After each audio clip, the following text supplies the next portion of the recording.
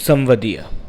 ये कहानी फणीश्वरनाथ रेणु द्वारा लिखी गई, जिन्हें हिंदी में आंचलिक उपन्यास और कहानियाँ लिखने के लिए जाना जाता है। रेणु की सबसे प्रसिद्ध आंचलिक उपन्यास जो थी उसका नाम था मैला आंचल, और वहीं उनकी सबसे प्रसिद्ध कहानी का नाम मारे गए गुलफाम है। ये वही कहानी है जिसके ऊपर एक फिल्म तीसरी कसम बनाई गई है। वास्तव में आंचलिक उपन्यास होती क्या है या आंचलिक रचनाएं क्या होती हैं, वो हमें एक बार समझना होगा। जब कोई लेखक आंचलिक रचनाओं में किसी क्षेत्र विशेष की संस्कृति और भूगोल को केंद्र में रख कर के इस प्रकार रचना करता है कि पढ़ने वाले को महसूस हो कि वह उस क्षेत्र में ही पहुंच गया हो। मतलब कहने का मतलब ये है कि किसी भी आंचलिक रचना में वो क्षेत्र अपने आप में बहुत प्रमुख हो जाता है, बहुत ख़ास हो जाता है। क्षेत्र से मतलब किसी एरिया से है, उसकी संस्कृति, उसका भूगोल उस पूरी उपन्यास, उस पूरी कहानी में मुख्य रूप से रहता है। यही खासियत है फणीश्वरनाथ रेणु जी की। अब आज हम इस वीडियो में रेणु जी की कहानी संवदिया, जो कि हमारे पाठ्यक्रम में है, उसके बारे में बात करने वाले हैं। कहानी में हरगोविंद जलालगढ़ गांव का एक संवदिया है जिसका काम होता है संदेशों को ले जाना। गांव के लोग संवदिया के बारे में कुछ अलग ही विचार रखते हैं। उनका मानना है कि संवदिया निठल्ला, कामचोर और पेटू होता है, जो किसी भी स्त्री की आवाज़ सुनकर ही नशे में आ जाता है और बिना मेहनताना लिए ही वो संदेश ले जाने का कार्य करता है। संवदिया के बारे में एक और मान्यता भी है कि वो डटकर खाता है और अफर कर सोता है। वास्तव में संवदिया, जिस समय भारत में डाक व्यवस्था नहीं थी, टेलीफोन नहीं थे, उस समय बहुत प्रयोग किए जाते थे। आसपास के गांव तक ये आपका संदेश लेकर के जाते थे, और चूँकि ये कोई मेहनताना नहीं लेते थे, सिर्फ खाना खाते थे, तो ऐसा इनके बारे में गांव वालों का विचार था कि पेटू होते हैं, कामचोर होते हैं, किसी भी औरत के लिए कोई भी काम कर देते हैं। तो उनको बहुत ज़्यादा अच्छी मान्यताएं उनके बारे में गांव में किसी के मन में नहीं थी, और हरगोविंद की भी स्थिति वही थी।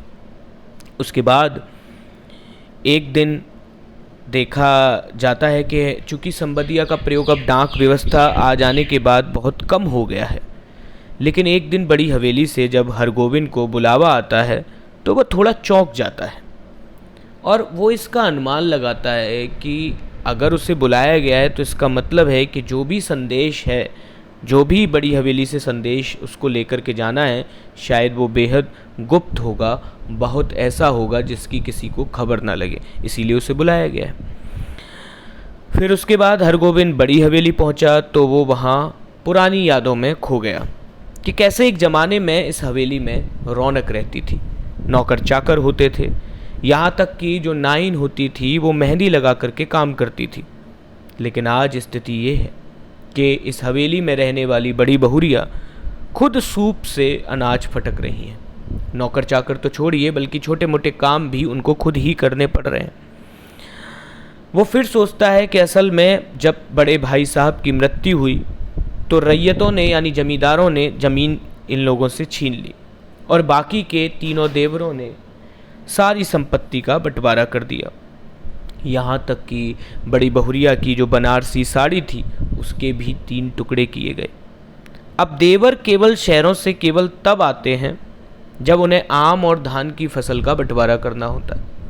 वो अपने हिसाब से 2 मन धान भर के ले जाते हैं, और इसके अलावा वो कभी भी बड़ी बहुरिया का हाल तक नहीं लेते।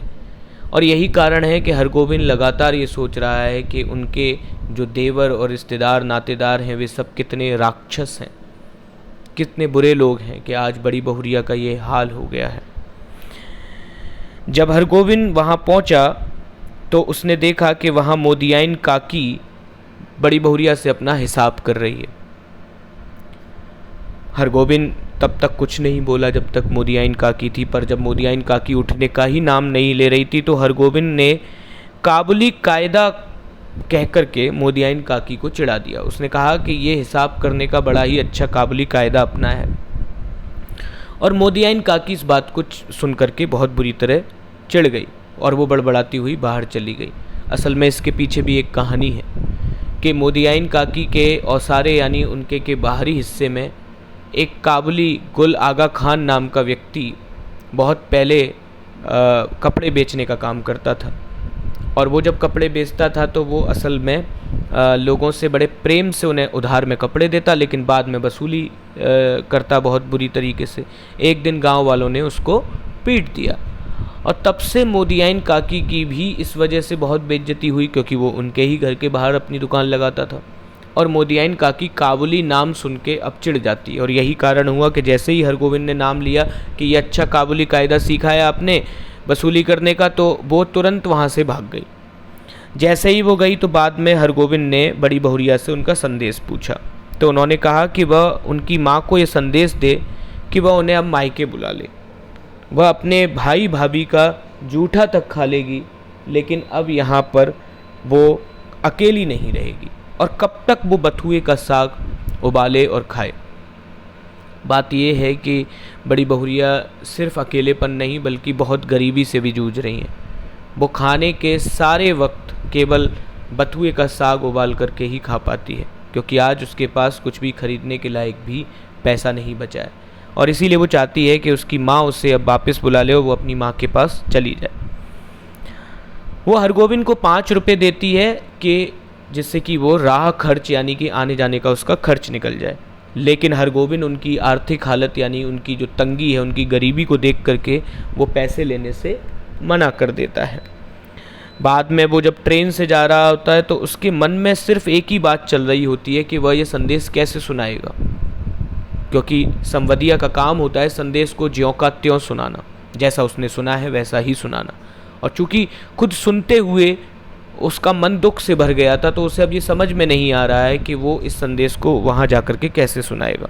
और इन सब बातों से मन हटाने के लिए वह एक व्यक्ति से वहाँ बात करने की कोशिश करता है, लेकिन वो व्यक्ति भी बहुत चिड़चिड़ा निकलता है, चिड़चिड़े स्वभाव का निकलता है, जिस वजह से वह फिर से बड़ी बहुरिया के दुख के बारे में सोचने लगता है।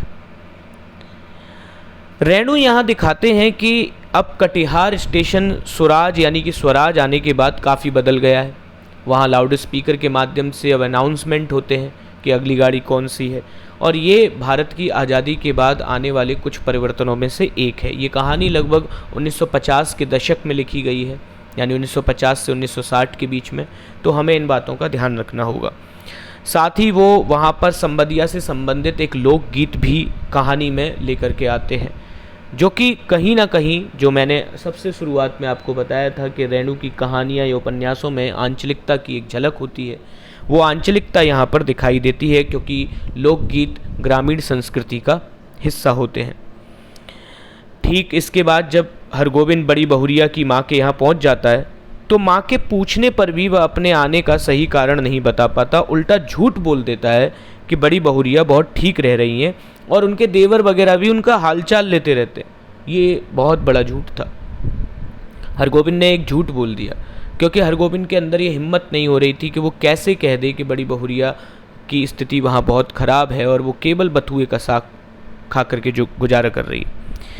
क्योंकि वो ऐसा इसलिए करता है क्योंकि बड़ी बहुरिया का गांव छोड़कर मायके आना उसे अपने गांव की बदनामी लग रहा था, और वह इसलिए कई दिन उनकी माँ के यहाँ रहने पर भी कुछ नहीं कह पाता। वो 2-3 दिन वहाँ रहता है, अपनी आवा भगत उसकी होती रहती है। असल में जब उसकी आवा भगत भी होती है तब भी उसे एक ही बात याद आती है कि मैं तो यहाँ पर इतना अच्छा खाना खा रहा हूँ और वहाँ बड़ी बहुरिया बथुए का साग खा रही होगी। बड़ी बहुरिया ने उससे एक बार कहा था कि एक वक्त की रोटी का इंतज़ाम तो कुत्ता भी कर लेता है, लेकिन मैं तो वो भी नहीं कर पा रही, और इसलिए वो दुख से भर गया है। वो कह नहीं पा रहा। ये गांव की बदनामी है कि उनके घर में आई हुई एक बहू जो सालों पहले उनके गांव में आई थी, आज वो उस गांव से वापस अपने मायके चली जाएगी। इससे हमें एक और बात पता चलती है कि ग्रामीण संस्कृति में सभी लोग आपस में बहुत जुड़े हुए होते हैं, एक दूसरे को परिवार की तरह दिखते हैं। उसके अंदर एक अपराध बोध है और इसी वजह से वो खाना भी ठीक से नहीं खा पाता, बल्कि पानी पी करके ही एक रात सो जाता है और अगली सुबह बिना कुछ कहे वापस निकलने की वो बात करता है और वो कहता है कि मैं अब वापस जा रहा हूँ। आप ये देखिए कि उसके अंदर एक अजीब सा द्वंद्व है एक अजीब सा लड़ाई चल रही है। एक तरफ उसे अपनी बड़ी बहुरिया का वचन निभाना है, दूसरी तरफ यदि वो ये बात कह देता है तो बड़ी बहुरिया गांव छोड़ करके अपने मायके वापस आ जाएगी और इसमें उसके गांव की बदनामी है। बड़ी बहुरिया की माँ बहुत दुखी होकर के कि चूँकि वो जा रहा है वापस तो वो बहुत दुखी होती है, लेकिन उसके साथ वो दही चूड़ा अपनी बेटी के लिए बांध देती है। संबदिया हरगोविंद अपराध बोध के कारण वापसी का खर्च भी नहीं लेता और चल देता है। उसके मन में इतनी गिल्ट है, इतना अपराध बोध है कि वो जब उसके भाई यानी कि बड़ी बहुरिया का जो भाई है वो उससे कहता है कि कुछ पैसे ले जाओ, तो वो उन्हें लेने से मना कर देता है और वो चल देता है। लेकिन असलियत ये है कि आधे रास्ते के बाद उस पर टिकट के पैसे नहीं बचते, तो वो अगले 20 कोस तक की यात्रा पैदल करना शुरू कर देता है। वो लगातार भूखा है और मानसिक रूप से भी लगातार उसके मन में ये चिंता बनी रही कि बड़ी बहुरिया से अब क्या कहेगा, और इन सब कारणों से वो अपने होश खोने लगता है और एक जगह आकर के वो रास्ते में बुरी तरह घबरा करके बदहवाश होकर के अपने होश खो बैठता है और बेहोश हो जाता है। जब आँख खुलती है तो बड़ी बहुरिया उसके लिए दूध लिए खड़ी थी, जिनको देखकर वह रोने लगता है और उनके पैरों में पड़कर उनसे कहता है कि बड़ी बहुरिया तुम वापस तो नहीं जाओगी? बड़ी बहुरिया मैं तुमको वचन देता हूँ कि मैं तुम्हारे सारे काम करूँगा। वो वचन देता है कि वो उनके सारे काम करेगा और उनका ख्याल रखेगा, क्योंकि वो नहीं चाहता था कि बड़ी बहुरिया गांव छोड़ करके अपने मायके वापस चली जाए, जिससे गांव की बदनामी हो। इधर बड़ी बहुरिया भी जब से हरगोविंद को उन्होंने ये संदेश दिया था कि वो ये संदेश लेकर के जाए, तब से वो भी मन ही मन पछता रही थी। कहानी का अंत यहीं हो जाता है। ये कहानी हमको कई सारे संदेश देती है कि किस तरह से हरगोविंद इतना संवेदनशील है, संवेदन अर्थात दूसरे के दर्द को समझने वाला है। वहीं दूसरी तरफ ये ग्रामीण जीवन की संस्कृति को दिखाती है, जिसके माध्यम से हमें पता चलता है कि एक गांव में लोग परिवार की तरह रहते हैं। वो किसी बहू का जाना अपने गांव की बदनामी की तरह लेते हैं। वहीं वो ग्रामीण संस्कृति में जिस तरह के लोकगीत हैं, अपने गांव को घर मानने की बात है, उन सब की बात है। और कहीं कहीं ये समाज के बिखरते हुए संबंधों की भी चर्चा करती है कि किस प्रकार से देवरों ने सिर्फ पैसे के लिए या धान लेने आते हैं, आम की फसल लेने आते हैं, लेकिन अपनी बड़ी भाभी का हाल तक नहीं पूछते और उनसे सब कुछ बंटवारा कर दिया है। इस प्रकार से ये बहुत संवेदनशील कहानी है, बहुत ही प्यारी कहानी है। इस कहानी के नोट्स आप डिस्क्रिप्शन बॉक्स से डाउनलोड कर सकते हैं, और यदि आपको ये पसंद आ रहा है तो आप इसे लाइक कर सकते हैं, कमेंट कर सकते हैं और अपने साथ पढ़ने वाले दोस्तों के साथ इसको शेयर कर सकते हैं। धन्यवाद।